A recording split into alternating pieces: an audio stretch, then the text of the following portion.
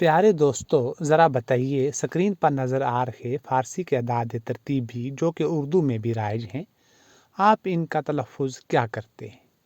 क्या आप जो तलफ़ुज़ अदा कर रहे हैं वो गोया दुरुस्त तलफ़ुज़ है या नहीं?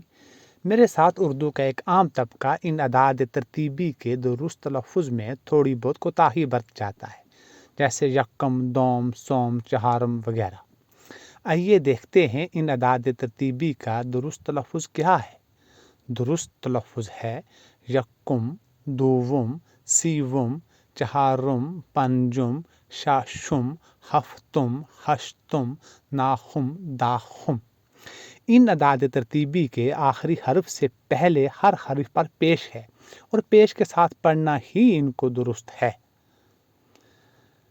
अस्टेनगास की लुगत के मुताबिक जिन अल्फाज को या अदाद तरतीबी को हम दोम और सोम पढ़ते हैं, इनका दुरुस्त लफ्ज़ दोवुम और सिवुम है।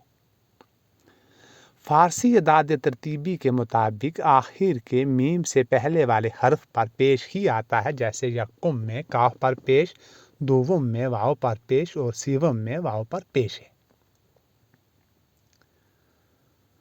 जदीद फ़ारसी के अदाद तरतीबी में मीम से पहले वाले हर्फ यानी वाव पर पेश के साथ तशदीद भी राइज है, जैसे यक्कुम। यक्कुम में काफ पर तशदीद के साथ पेश है, दोवुम में वाव पर तशदीद के साथ पेश, सिवुम में तशदीद के साथ पेश है। इसे यक्कुम, दोवुम, सिवुम पढ़ना भी ठीक है। प्यारे दोस्तों, अदाद तरतीबी में हम अक्सर एक गलती कर जाते हैं, जैसे हम लिखते और पढ़ते हैं अव्वल, दोवम, सीवम, चहारुम वगैरह।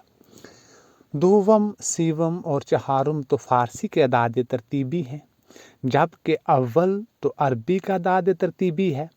कायदे के एतबार से ऐसा करना दुरुस्त नहीं।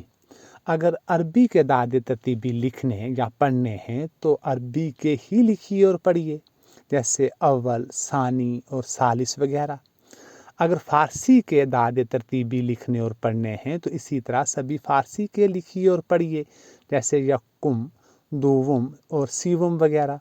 इसी तरह उर्दू के भी जैसे पहला, दूसरा और तीसरा। अदाद तरतीबी के तलफ़ुज़ में ख़ास ध्यान रखिए। शुक्रिया।